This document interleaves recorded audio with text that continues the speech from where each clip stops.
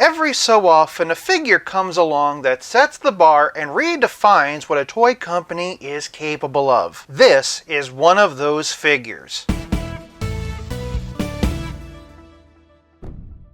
Welcome to 5 Points of Articulation. Today, I'm taking a look at the PlayStation Shapes Collection Horizon Forbidden West Aloy by Spin Master. One thing I should point out is that I don't know anything about this character or video game. I only picked her up because I was curious about the figure. Starting with the packaging, and although I famously hate windowless boxes, even I can't deny this thing is gorgeous. There is a graphic of the figure here. This is Aloy's Nora Huntress outfit, he says as if he has any idea what that means, and boasts 42 points of articulation. Take that, McFarlane Toys! This is part of the Shapes Collection, which is admittedly a pretty uninspired name, but on the spine is artwork from the game, including a nice clear shot of our hero. And we see that on the back, along with a helpful bio. On the other spine, we see more graphics of the figure and all the accessories she comes with. That said, this is merely a slipcover. This gives us a wraparound of the key art from the game. I don't know a thing about it, but this artwork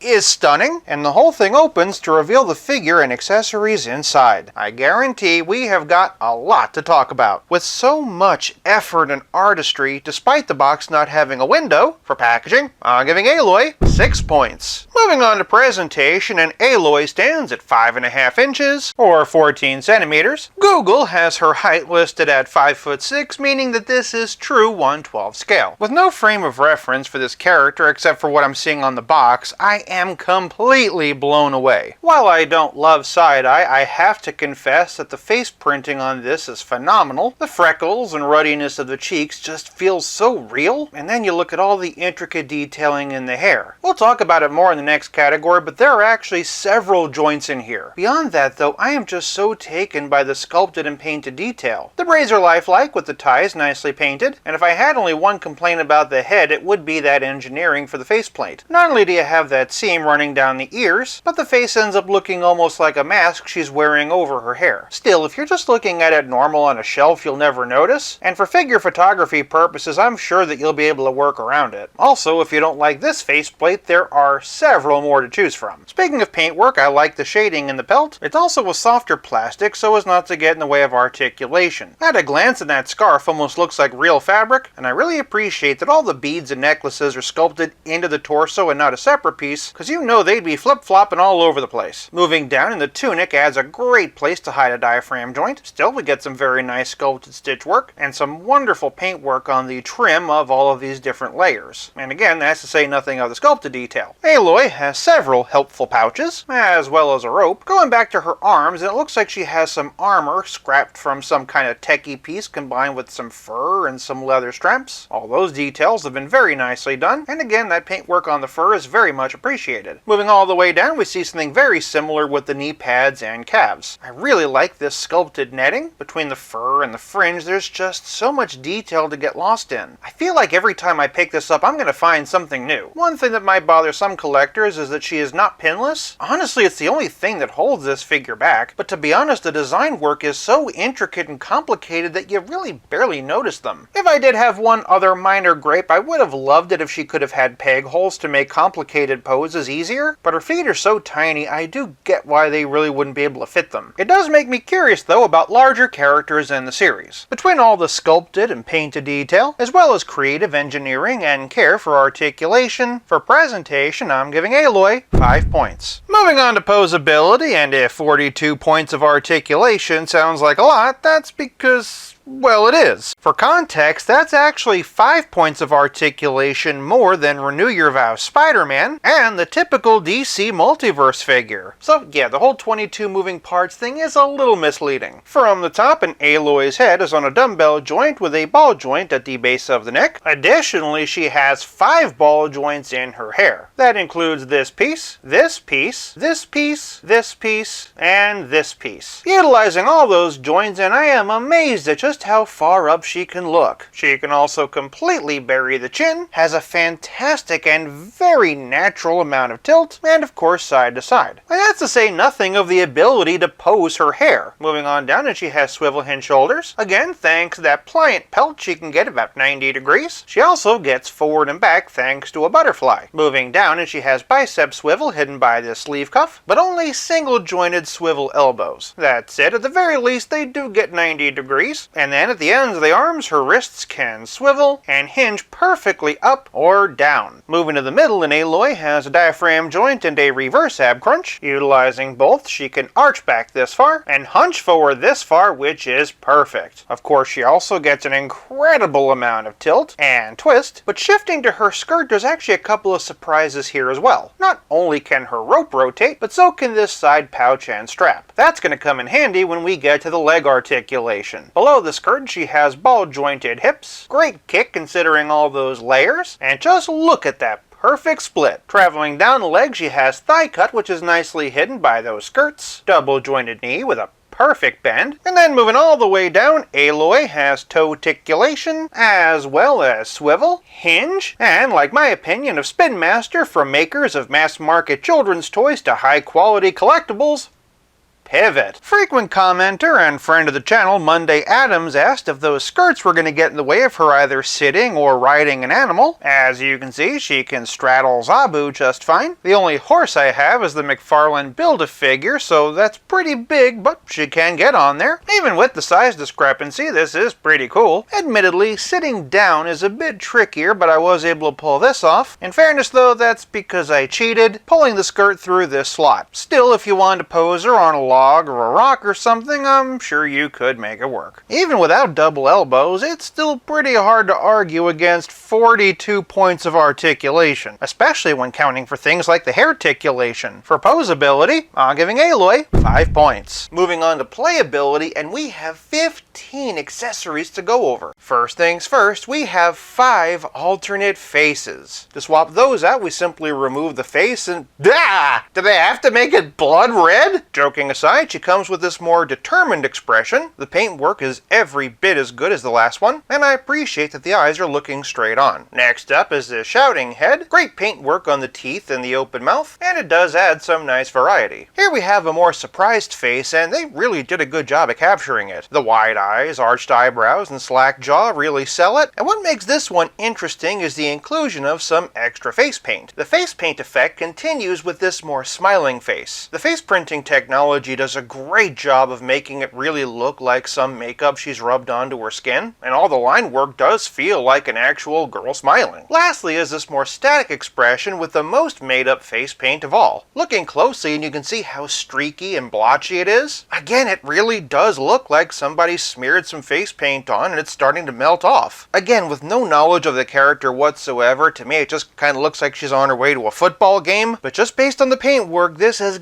got to be the best one of the bunch. Next up, and let's start talking about hands. The ones that she comes preloaded with are more relaxed, though I would point out that the right hand has some extra cuff detailing. They're on mushroom pegs and pop in and out very easily. In fact, rather than using tape, the tray actually has peg holes so you can pop them in and out of there as well. For our first swap, and here's a pair of fists. Nothing really out of the ordinary here. One thing I will say is that because the accessories are so small, I'm putting everything back in the tray as soon as I'm done with it. Next up are a pair of accessory holding hands, but they're not just for any accessory. Specifically, they are designed for this breathtaking spear. Good golly, Miss Molly, just look at all the detail in this thing. You've got all that wonderful paintwork at the tip, the fading and the feathers, the individually sculpted and painted bands holding the center together, and more nicely faded feathers at the handle. But notice this tiny little peg hole parting her hair, and we see a matching peg on the back where she can store it. And again, because the hair is articulated, it doesn't get in the way. I'm assuming this is how she stores it in the game. If you were reaching back to grab a spear, it would make more sense to go for the handle than the sharp tip after all, but that's not the only accessory this peg is for. This brings us to her final set of hands, designed for this incredible bow. It is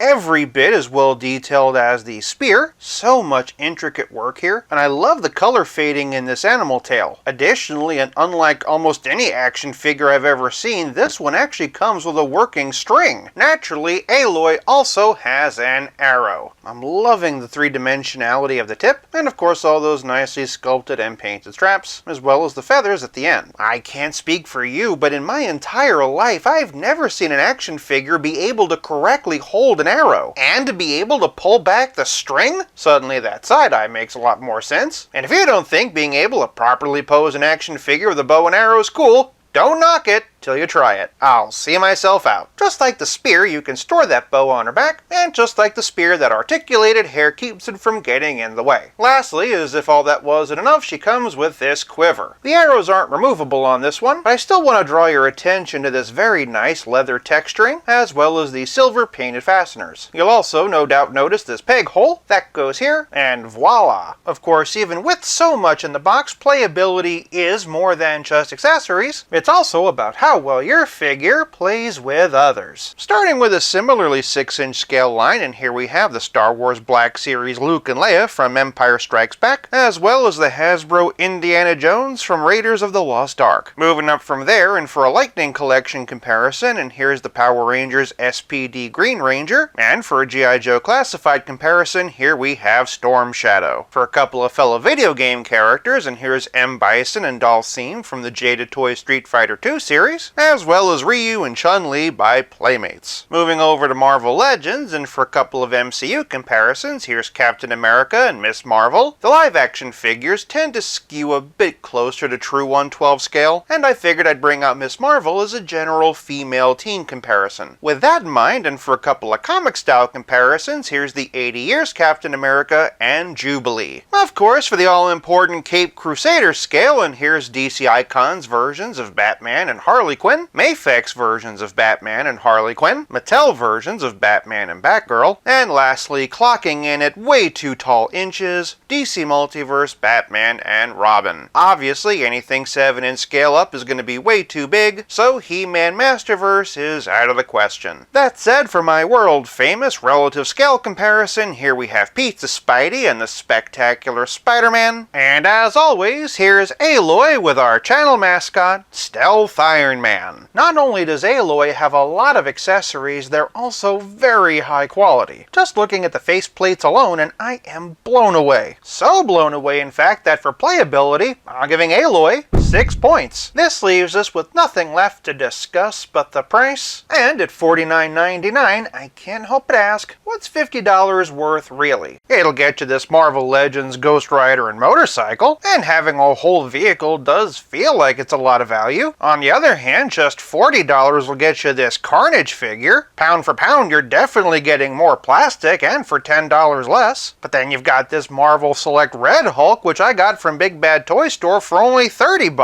With a character like Aloy, though, it's not just about the quantity of plastic, it's also about the piece count. Every jointed piece and accessory requires its own steel tooling, and that does rack up. Perhaps a better comparison might be something like Demona from Gargoyles. She comes with all you see and more for only about $37, including an alternate faceplate of her own. That said, Aloy has 5 separate faces, and all of them are beautifully printed, to say nothing of all the other intricate paintwork. Maybe it has to do with licensing fees. Even within a specific toy company, the value can be very different from line to line based on the licensing fees of each individual brand. Given how famously affordable most Spin Masters products are, I feel like this probably is the best that they can do. A word of caution though, if you get her, don't order her from Amazon. That's where I ordered mine, and they didn't even put her in her own box. Instead, they just slapped a shipping label on the back. So not only is it covered in goo, it's also been heavily scuffed and dinged. My advice is, if you're gonna get it from Amazon, at least mark it as a gift so you know it's coming in its own box. Long story short, whether or not you feel this figure is worth $50, it's at least worth good shipping, and in spite of the price point, I am very happy. For price, I'm giving Aloy 4 points, coming out to an above average total of 5.2 out of 5. For more videos, check out one of these, and until next time, play nice and have fun.